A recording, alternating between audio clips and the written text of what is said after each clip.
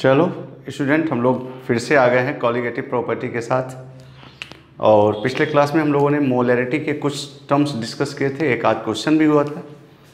आज हम उसी को आगे ले चलते हैं, कंटिन्यू करते हैं। और आज हम लोग डिस्कस करेंगे मोलैरिटी के बेसिस पर डाइल्यूशन इक्वेशन। डाइल्यूशन इक्वेशन आज हम बात कर लेते हैं आपसे। क्या होता है डाइल्यूशन इक्वेशन?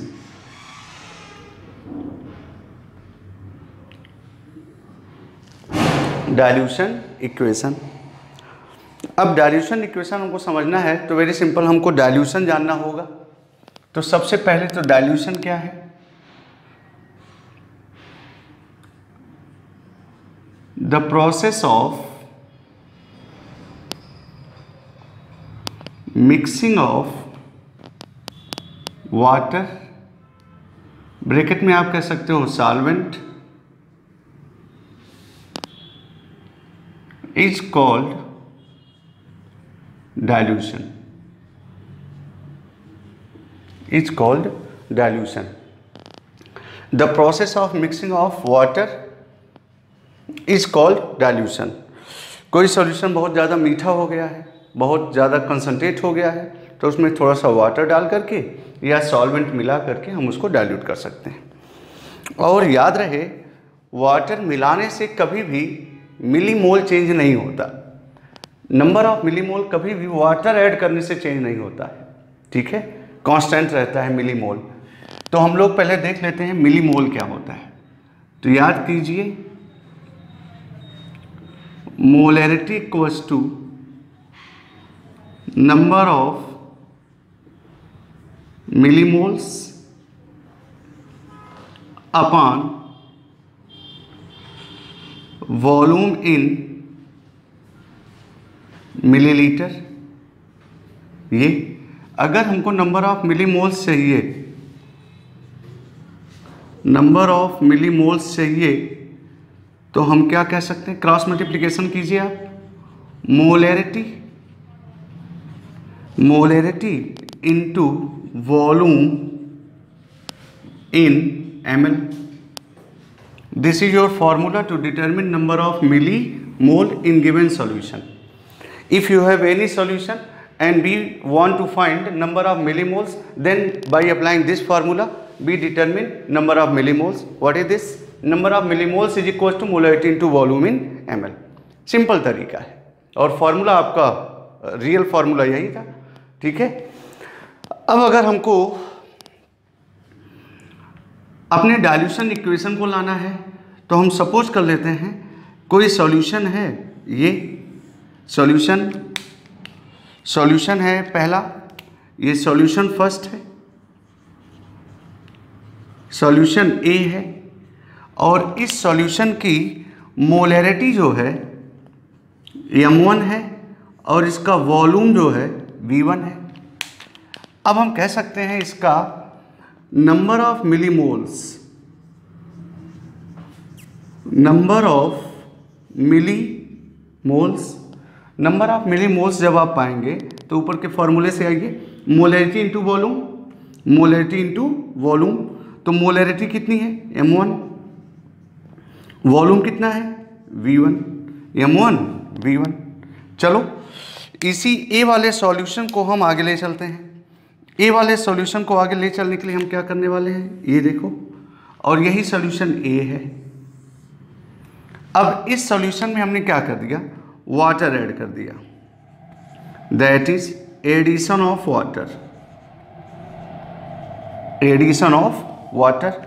अब जब एडिशन ऑफ वाटर, तो अभी भी ये सॉल्यूशन ए ही है, सॉल्यूशन तो वही था, चीनी का शरबत तो वही था जो आप पहले से बनाए थे। अब उसी में आपने वाटर ऐड किया है।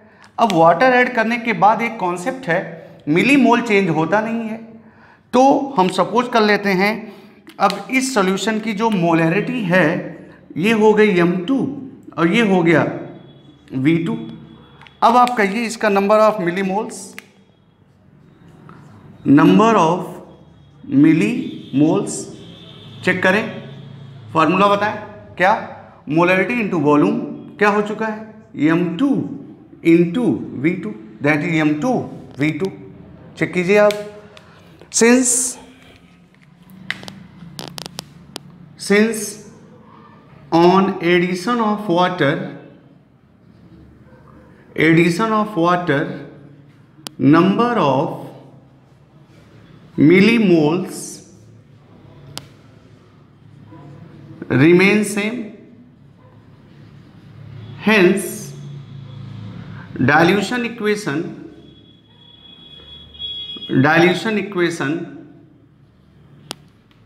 can be given as that is, ये सॉल्यूशन जो था ये वाटर ऐड करने के पहले का सॉल्यूशन था, ये सॉल्यूशन वाटर ऐड करने के बाद का सॉल्यूशन है। तो हम आप कह सकते हैं number of millimoles before dilution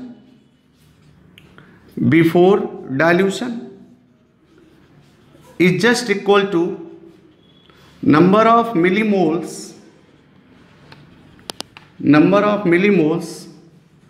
after dilution।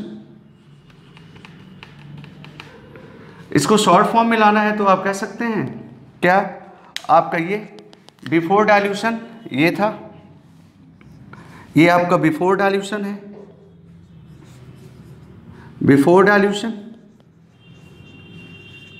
और ये जो सॉल्यूशन था ये आपका आफ्टर डाइल्यूशन है। तो आप क्या पा जाएंगे, आप पा जाएंगे before dilution that is M1V1, after dilution that is M2V2, and this is your dilution equation. कोई सॉल्यूशन आपको गिवन है जिसका ये मोलैरिटी आपको गिवन है M1V1, उसमें कुछ वाटर ऐड कर दिया गया और अब मोलैरिटी हो गई उसकी M2, तो आप V2 निकाल लीजिए by applying this formula M1V1 equals to M2V2। और अगर आपको यहाँ पर से M1V1 दिया हुआ है तो V2 आप निकाल लेंगे, और जब V2 निकाल लेंगे तो आप वाटर का जो अमाउंट आपने ऐड किया है वो निकाल सकते हैं, या M1V1 देगा, वाटर का वॉल्यूम दे करके फाइनल वॉल्यूम दिया होगा M2 निकाल सकते हैं। अब इस फॉर्मूले से कोई भी टर्म्स हम निकाल सकते हैं। अगर इसमें 3 वैल्यूज अननोन हैं तो 4th वन जो होगा वो नोन हो जाएगा, ये हम कर सकते हैं। वापस ले चलते हैं हम आपको एक और यहाँ पे फॉर्मूला डिस्कस कर देते हैं। अब डाइल्यूशन इक्वेशन में एक क्वेश्चन और बनता है आपके यहाँ, एडिशन ऑफ वाटर का वॉल्यूम आपसे पूछा जाता है। डाइल्यूट करने के लिए आपने कितना वॉल्यूम लिया, वाटर का कितना वॉल्यूम आपने डाला वो, तो उसको हम लोग पॉइंट टू रिमेंबर में डिस्कस कर लेते हैं। आपको पता है एडिशन ऑफ वाटर निकालना है। Addition of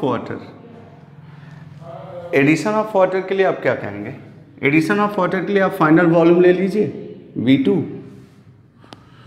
initial volume V1, इस फॉर्मूले से हम निकाल लेंगे एडिशन ऑफ वाटर।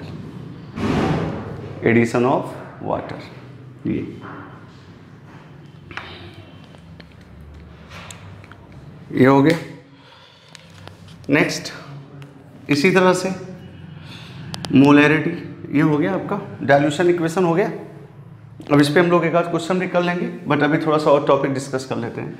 आज थोड़ा सा टॉपिक आपका खींच देते हैं, खींचने का मतलब बहुत सारे कंटेंट आज दे देते हैं आपको। तो अब हम लोग डिस्कस करने वाले हैं molarity equation.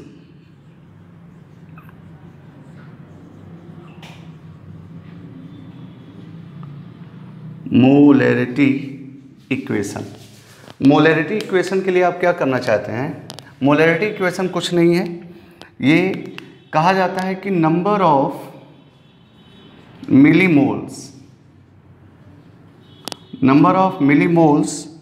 Of reactants and products are always same। इसको हम लाए हैं कहाँ से, लॉ ऑफ मिली इक्विवेलेंट से लाए हैं। ये जो फॉर्मूला हो रहा है आएगा लॉ ऑफ मिली इक्विवेलेंट से हम लाए हैं। लॉ ऑफ मिली इक्विवेलेंट से लाए हैं। अब सपोज कर लेते हैं कोई रिएक्शन है, A plus B gives product, ये प्रोडक्ट। अब इसके लिए अगर हमको मोलैरिटी इक्वेशन निकालना हो तो A की molarity M1 volume V1, B की मोलैरिटी M2 वॉल्यूम V2। अब आप कहिए लॉ ऑफ मिली इक्विवेलेंट्स या लॉ ऑफ मिली मोल्स क्या कहता है? लॉ ऑफ मिली इक्विवेलेंट्स की जगह पे लॉ ऑफ मिली मोल्स भी कंसीडर किया जा सकता है, मिली मोल्स। बस आपको n फैक्टर समझना पड़ेगा।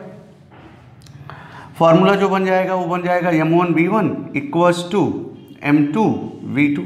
याद रहे ये सॉल्यूशन A का है और ये सॉल्यूशन B का है, जबकि डाइल्यूशन इक्वेशन में दोनों एक ही सॉल्यूशन के होते हैं, जो आता है after addition of water, after addition of water आता है डाइल्यूशन इक्वेशन में, लेकिन मोलैरिटी इक्वेशन में ये आता है। ये वाला सॉल्यूशन आपको पता है M1V1, ये जो सॉल्यूशन होता है इसमें से एक हम बनाते हैं ये, और जिसको कहते हैं non solution, non solution.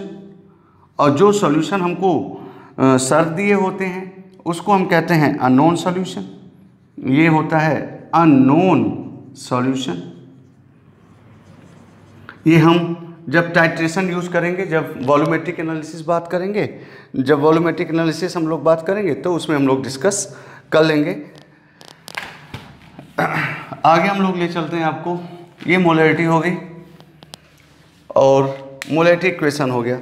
Molarity equation को जब स्टोइकियोमेट्रिक कोफिशिएंट लाते हैं तो और एक तरीके से सिखाया जाता है, when stoichiometric coefficients are present, when stoichiometric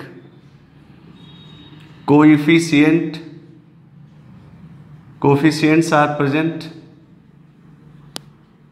अगर स्टोइकियोमेट्रिक कोफिशिएंट्स हमको निकालना हो तो हम क्या करेंगे? हम कुछ नहीं, मोलैरिटी इक्वेशन निकालना हो तो हम कुछ नहीं करेंगे, सिंपल सा आपको क्या करना है, आपको जो कोफिशिएंट होते हैं उन्हीं कोफिशिएंट से हमको डिवाइड कर देना है, सिंपल सा। क्यों? क्योंकि हमको लॉ ऑफ मिली इक्विवेलेंट्स लगाना होता है और लॉ ऑफ मिली इक्विवेलेंट्स में हमेशा मिली मोल इक्वल रहता है।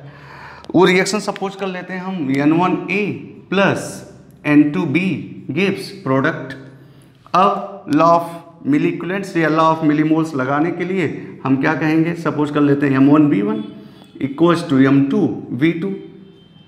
सबका मिली मोल इक्वल रखना है, इसलिए जो कोफिशिएंट है उससे डिवाइड कर देते हैं, N1 और N2। ये आपका वो फार्मूला है जो जब हमको किसी रिएक्शन में कोफिशिएंट दिया होगा। जब इसको वॉल्यूमेट्रिक एनालिसिस में हम लोग डिस्कस करेंगे तो वॉल्यूमेट्रिक एनालिसिस में डिस्कस करते समय हम लोग इसी को नॉन सॉल्यूशन कहेंगे, इसको अननोन सॉल्यूशन कहेंगे। And this is your molarity equation in absence of stoichiometry, and this is your molarity equation in presence of stoichiometric coefficient. हम लोग आगे डिस्कस कर लेते हैं मोलैरिटी ऑफ मिक्सचर। आज मोलैरिटी का टॉपिक हम ख़त्म करना चाह रहे हैं और क्वेश्चन भी करवाएंगे, बट मोलैरिटी ऑफ मिक्सचर ख़त्म करते हैं। Next, molarity of mixture. Molarity of mixture आपको पता है केमिस्ट्री में बहुत ज़्यादा डेरिवेशन होते नहीं हैं, तो मोलैरिटी ऑफ मिक्सचर निकालने का सिंपल फार्मूला आप कह लीजिए, मोलैरिटी ऑफ मिक्सचर। आप क्या कीजिए, दो सॉल्यूशन है या दो से ज़्यादा सॉल्यूशन है तो सबके मिलीमोल को ऐड कर लीजिए, total number of millimoles, total number of millimoles upon total volume in ml। ये हो गया। अगर हमारे पास दो सॉल्यूशन है हमारे पास, सपोज कर लेते हैं ये सॉल्यूशन फर्स्ट और दूसरा सॉल्यूशन है सॉल्यूशन सेकंड। ये अगर हम फर्स्ट सॉल्यूशन की बात करें, इसकी मोलैरिटी सपोज कर लेते हैं M1 है, इसका वॉल्यूम V1 है, इसकी मोलैरिटी M2 है, इसका वॉल्यूम V2 है। तो अभी हम लोग पिछले क्लास में डिस्कस किए थे, अभी डाइल्यूशन इक्वेशन में डिस्कस किए थे कि मिलीमोल्स क्या होता है, मोलैरिटी इंटू वॉल्यूम, और टोटल मिलीमोल्स निकालना है तो इसका molarity into volume plus this solution का मोलैरिटी इंटू वॉल्यूम।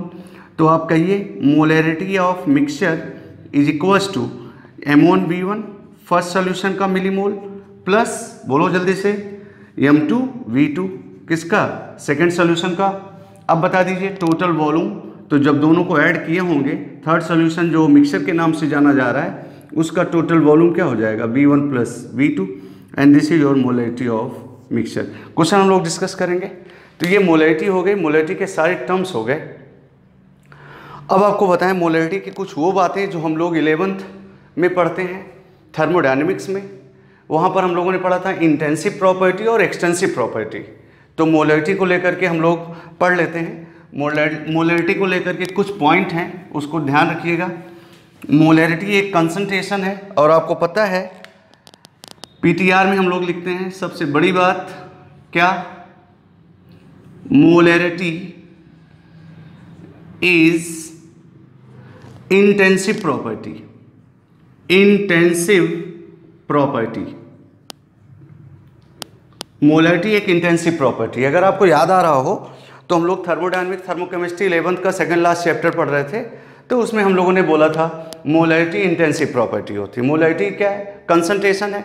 आप अगर एक गिलास शरबत बना रहे हैं तो एक गिलास शरबत को अगर आप चखिए तो जो मिठास एक गिलास शरबत की होगी वही मिठास एक चम्मच शरबत की होगी, शुगर सॉल्यूशन की होगी। कभी मोलैरिटी साइज ऑफ सिस्टम पर या अमाउंट पर डिपेंड नहीं करती। That's why molarity is known as intensive property. ये पहला पॉइंट। दूसरा पॉइंट अगर आप देखें तो दूसरे पॉइंट के लिए अगर आप समझे तो वो पॉइंट क्या होगा, जरा देखिए, आप कोशिश कीजिए। हमने आपको बताया है, नहीं बताया है तो बता देते हैं कि किसी भी टर्म में अगर वॉल्यूम होगा तो वो टेम्परेचर डिपेंडेंट होगा, अगर वॉल्यूम नहीं होगा तो वो टेम्परेचर इंडिपेंडेंट होगा। अब मोलैरिटी का फार्मूला बताइए जरा। मोलैरिटी का फार्मूला क्या था, number of moles upon volume in litre, number of moles upon volume in litre. और अगर number of moles upon volume in litre था तो लीटर दैट इज वॉल्यूम है, और वॉल्यूम है तो टेम्परेचर डिपेंडेंट होगा। तो मोलैरिटी क्या है, temperature dependent property, temperature dependent property. अब आपके बोर्ड में एक सिंपल सा क्वेश्चन आया हुआ है, बहुत पुराना क्वेश्चन है, फिर भी जब क्वेश्चन आया हुआ है और बोर्ड आप देने जा रहे हैं तो हमको डिस्कस करना पड़ेगा। तो टेम्परेचर डिपेंडेंट प्रॉपर्टी कहता है कि show that molarity is temperature dependent property. How can you explain? तो वेरी सिंपल, हम मोलैरिटी का फार्मूला लिख देंगे और नीचे लिख देंगे since any concentration term which have volume is depends on temperature by applying Charles law. याद है आपको चार्ल्स लॉ में हम लोग क्या पढ़ते थे? थोड़ा सा हम इधर वापस आ रहे हैं, 11 की बातें हैं, बट आपको पता है केमिस्ट्री हो, फिजिक्स हो, बायो हो, कहीं ना कहीं 11 12 से 12 11 से सब लिंकअप है, इसलिए हम आपसे डिस्कस कर रहे हैं। और हम आपको बहुत अच्छे से पढ़ाए थे 11th में, इसलिए हम बात कर रहे हैं। Yes, V directly proportional to T. याद करो चार्ल्स लॉ, याद आ रहा है ना? याद नहीं आ रहा है, कुछ लोग भूल गए होंगे। याद करो Charles law, V directly proportional to T. अगर वॉल्यूम है तो टेम्परेचर चेंज करने पर वॉल्यूम चेंज होगा। तो हमारे मोलैरिटी वाले फार्मूले में वॉल्यूम है, इसलिए जब हम टेम्परेचर चेंज करते हैं तो मोलैरिटी चेंज हो जाएगी, टेम्परेचर डिपेंडेंट। और जो थर्ड पॉइंट है वो है यूनिट ऑफ मोलैरिटी। ये तो LKG की बात हो गई, बहुत आसान। That is moles per litre, moles per litre, ये that is mole litre inverse, and this is your whole about molarity. ठीक है, और हम लोग इसके आगे नेक्स्ट क्लास में अभी डिस्कस करने वाले हैं। मोलैरिटी के बाद हम लोग जो और कंसंट्रेशन टर्म आएगा उसको हम लोग डिस्कस करते हैं, और इसके कुछ क्वेश्चन हैं वो हम आपको सब करवाएंगे, एक एक करके। डाइल्यूशन पे क्वेश्चन करवाएंगे, मोलैरिटी इक्वेशन पे करवाएंगे, मिक्सचर पे करवाएंगे। ठीक है।